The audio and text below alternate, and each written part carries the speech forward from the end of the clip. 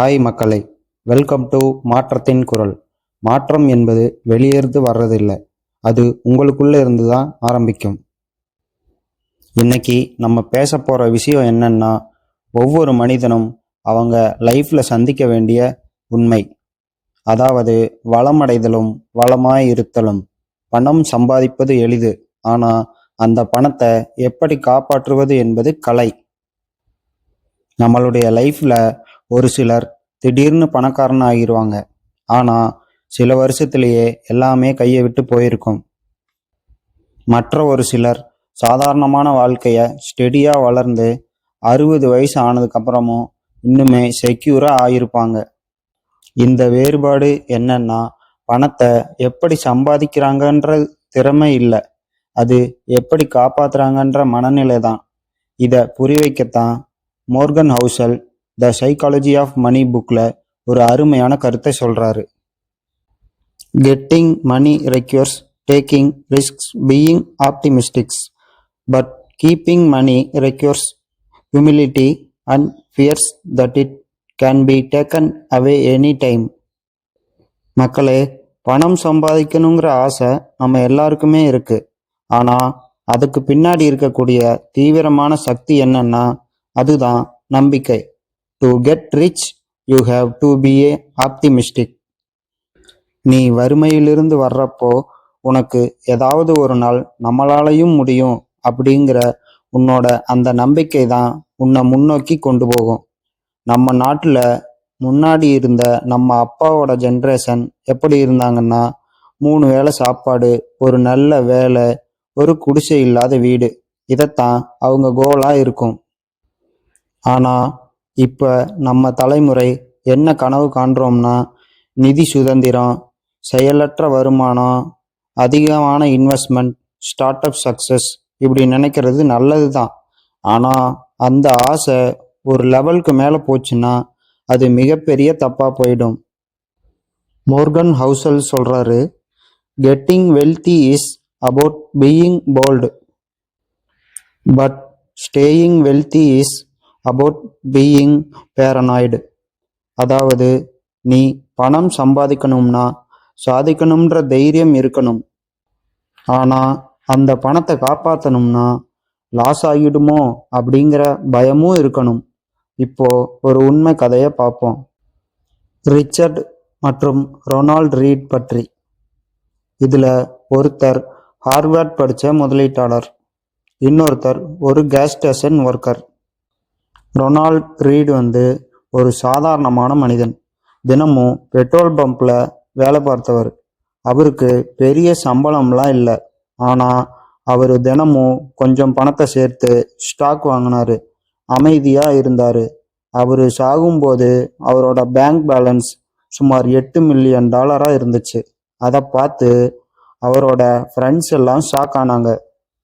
ஆனால் ரிச்சர்ட் பெரிய இன்வெஸ்டர், அதிகம் ரிஸ்க் எடுத்தார், ஷார்ட் டேர்ம் ட்ரேட் பண்ணார், ஆடம்பர வாழ்க்கை வாழ்ந்தார். சில வருஷத்தில் எல்லாமே லாஸ் ஆகிடுச்சு. இவங்க 2 பேருக்கும் உள்ள வேறுபாடு என்னன்னு தெரியுமா? ரிச்சர்டுக்கு பணம் சேர்க்கணும் என்ற தைரியம் இருந்துச்சு, ஆனால் ரொனால்டுக்கு அந்த பணத்தை காப்பாற்றணும் என்ற பொறுமையும் பயமும் இருந்துச்சு. நம்ம எல்லாருக்கும் உண்மை தெரியாது. Poverty teachers ambition, but wealth needs discipline. அதாவது வறுமை லட்சியத்தை கற்பிக்கிறது, ஆனால் செல்வத்திற்கு ஒழுக்கம் தேவை. மோர்கன் ஹவுசல் சொல்கிறாரு, staying wealthy is a different skill. It's about humility, fear and a desire to avoid mistakes. சம்பாரித்த பணத்தை காப்பாற்றணும்னா நீ உன்னோட வாழ்க்கையில் எல்லா விஷயத்தையும் குறைவான மனநிலையில் பார்த்துக்க கற்றுக்கணும். அதாவது ஹியூமிலிட்டி, நான் எல்லாமே தெரிஞ்சவன் இல்லை என்ற தாழ்மை. 2வது ஃபியர், நாளை ஏதாவது தப்பாடுச்சுன்னா என்ன பண்ணுறதுங்கிற எச்சரிக்கை. 3வது ஃப்ருகாலிட்டி, பணம் இருக்கு அப்படிங்கிறதால எல்லாத்தையும் வாங்க வேண்டாம்ங்கிற அடக்கம். நம்ம லைஃப்லையே இதுக்கு நிறைய எடுத்துக்காட்டு இருக்கு. நீ 10 வருஷத்துக்கு முன்னாடி ஒரு மொபைல் ஃபோன் வாங்கும்போது அதோட அதிகப்படியான விலை 15,000 தான். ஆனால் இப்போ ஒரு ஐஃபோனோட விலை 1,50,000 ரூபாய். அதை வாங்குறது ஒரு ஸ்டேட்டஸ் சிம்பிளாக ஆயிடுச்சு. ஆனால் ஃபினான்சியல் டிசிப்ளைன் இல்லைன்னா அந்த சிம்பிள் தான் உன்னை பெரிய கடனாளி ஆக்கிடும். Wealth is what you don't see. அதாவது உன் அக்கௌண்ட்ல பணம் இருக்கிறது தான் உண்மையான வளம். வெளியில காட்டுற லக்ஸரி கார், காஸ்ட்லி ஃபோன் இதெல்லாம் செல்வம் இல்லை, செலவு. அதனால நீ வளமா இருக்கணும்னா உன் மனசுல ஒரு கட்டுப்பாடு இருக்கணும். நான் பணக்காரன்னு வெளியே காமிக்கிறத விட அந்த பணத்தை சேவ் பண்றது தான் முக்கியம். நீங்களே நினைச்சு பாருங்க மக்களே, எத்தனையோ பேர் லாட்ரி ஜெயிச்சிருப்பாங்க. ஆனா கொஞ்ச வருஷத்திலேயே எல்லாமே போயிருக்கும். அது என்னன்னா வளமடைந்தவர்கள் ஆனால் வளமாய் இருக்காதவர்கள். மோர்கன் ஹவுசல் இதுக்கு ஒரு கருத்து சொல்றாரு. த hardest financial skill is getting the goal post to stop moving. அதாவது நீங்க இப்போ ஒரு 10 லட்சம் வேணும்னு நினைக்கிறீங்க. ஆனா அது கிடைச்சதும் அது பத்தாதுன்னு 50 லட்சம் இருந்தா நல்லா இருக்கும்னு ஆசை வரும். அந்த 50 லட்சம் கிடைச்சதும் 1 கோடி வேணும்னு தோணும். அந்த ஆசை எப்போதுமே நீயா தள்ளுறது தான். ஆனா உண்மையான வளம் என்னன்னா இது போதுங்கிற மனநிறைவு அடைந்த நிலைதான். Wealth is not about having a big income. It's about having control over your time. செல்வம் என்பது பெரிய வருமானத்தை பற்றியது அல்ல, அது உங்கள் நேரத்தை கட்டுப்படுத்துவது பற்றியது. பணம் உங்களுக்கு மன அமைதி, சுதந்திரம், விருப்பம் போல் வாழும் சக்தி தரணும். இதுதான் வளமாய் இருக்கிறது. மக்களே, இந்த ஸ்டோரியிலிருந்து எதை புரிஞ்சுக்கணும்னா, வளமடைதல் அப்படின்னா நம்பிக்கை, தைரியம், முயற்சி சம்பந்தப்பட்டது. வளமாய் இருப்பதுன்னா தாழ்மை, எச்சரிக்கை, பொறுமை சம்பந்தப்பட்டது.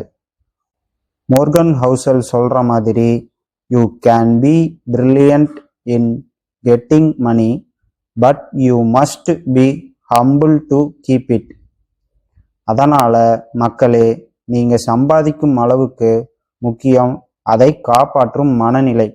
நீ வளமாய் இருக்கணும் என்றால் பணத்தை நம்பிக்கையோடு சேர்த்துக்கொள். ஆனால் அதை பயத்தோடு காப்பாற்று. அதுதான் உண்மையான நிதி ஞானம். ஓகே மக்களே, மீண்டும் ஒரு அசத்தலான புத்தக கதையோட வரேன். அது வரைக்கும் சம்பாதிங்க, சேமிங்க, சிந்தியுங்க.